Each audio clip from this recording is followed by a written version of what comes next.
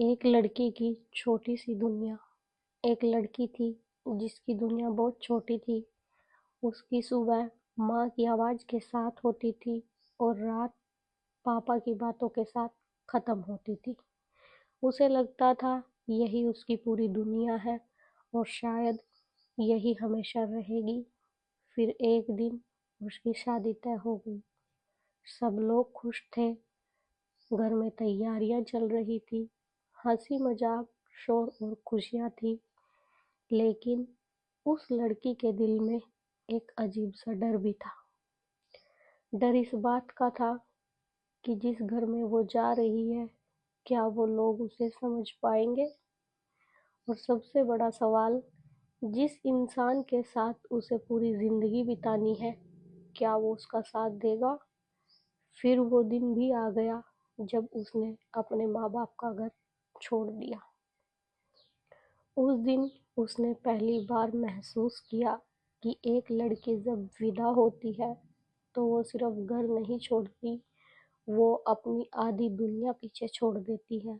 लेकिन जब वो अपने नए घर पहुंची तो वहाँ एक इंसान खड़ा था जो ज़्यादा बोलता नहीं था, बड़े बड़े वादे भी नहीं करता था, लेकिन उसकी आंखों में एक सच्चाई थी।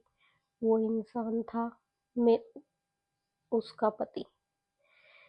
धीरे धीरे दिन गुजरते गए।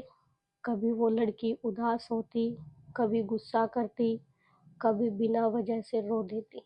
लेकिन हर बार वो इंसान उसके पास खड़ा रहता, कभी चुप रहकर, कभी मुस्कुराकर और कभी बस इतना कहकर, मैं हूं ना।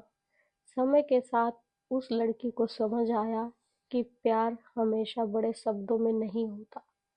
कभी कभी प्यार सुबह पूछी गई एक छोटी सी बात में होता है, खाना खाया? कभी देर रात की चिंता में होता है, इतनी देर क्यों जाग रही हो?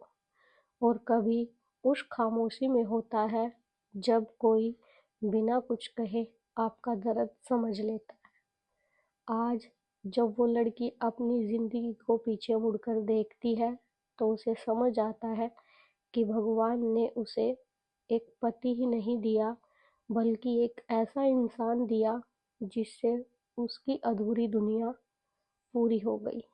और अगर उससे पूछा जाए कि उसकी जिंदगी की सबसे खूबसूरत चीज क्या है, तो वो मुस्कुराकर बस इतना कहेगी, मेरी सबसे बड़ी खुशकिस्मती ये है कि मेरी जिंदगी के हर रास्ते पर मेरा पति मेरे साथ है। तो दोस्तों, आज की जो मेरी स्टोरी है आप सबको कैसी लगी, कमेंट बॉक्स में ज़रूर बताइएगा। Thank you so much.